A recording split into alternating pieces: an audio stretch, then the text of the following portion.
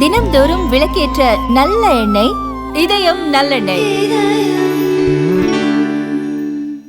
எண்ணூர் அனல் மின் நிலையத்தில் நடைபெற்று வருகின்ற கட்டுமான பணிகள் ஒப்பந்தம் எடுத்திருக்கின்ற BHEL நிறுவனம் நடத்தி வந்த பணியின் போது எதிர்பாராத ஒரு விபத்து ஏற்பட்டிருக்கிறது.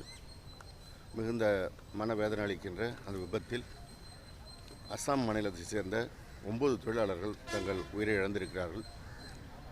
மாண்புமிகு தமிழ்நாடு முதலமைச்சர் அவர்கள் மின்துறை அமைச்சர் என்ற முறையில் என்னையும் வாரிய தலைவர் மற்றும் மேலாண் இயக்குனர் மரியாதைக்குரிய டாக்டர் ராதாகிருஷ்ணன் IAS அவர்களையும் நேரடியாக ஆய்வு செய்து அதற்கான பணிகளை மேற்கொள்ள உத்தரவிட்டிருக்கிறார்கள். அந்த அனல் மின் நிலையத்தில் நடைபெற்று வருகின்ற பணிகளில் ஒரு பணியாக நிலக்கரி சேமிப்பு கிடங்கு அமைக்கின்ற பணி நடைபெற்று வருகிறது.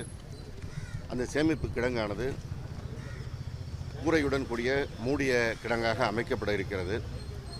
அப்படி அந்த கூரை அமைக்கின்ற போது எதிர்பாராத விதமாக இந்த விபத்து நேரிட்டிருக்கிறது.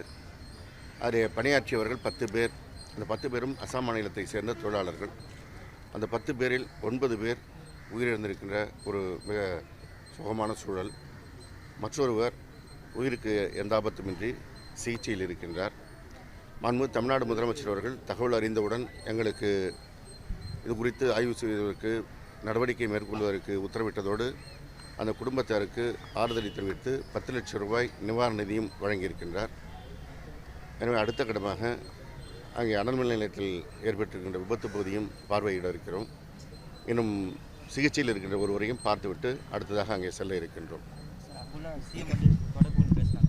ஆமாம், இரவே நேற்றைக்கு நான் ஊருக்கு சென்றிருந்த நிலையில் ஊரில் பணிகள் முடிக்கின்ற நிலையில் முதல்வர் அவர்களை தொடர்பு கொண்டு உடனடியாக நேரே வந்து இந்த பணியை ஆய்வு செய்ய சொன்னேன். ஊரிலிருந்து உடனடியாக நான் கிளம்பி வந்தது.